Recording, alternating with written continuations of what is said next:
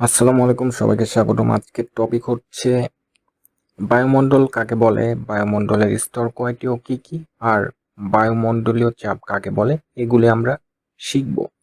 So let's begin. প্রথমে আছে বায়ুমণ্ডল কাকে বলে।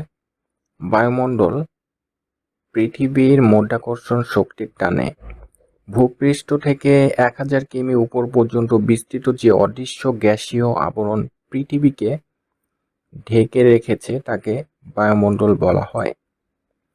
বায়ুমণ্ডলের স্তর কয়টি ও কি কি?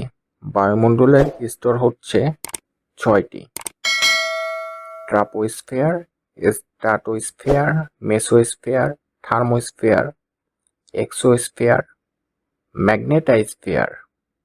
বায়ুমণ্ডলীয় চাপ কাকে বলে?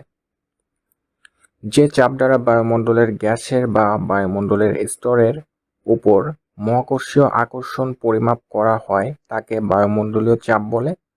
বায়ুমণ্ডলীয় চাপ অ্যাটমসফেরিক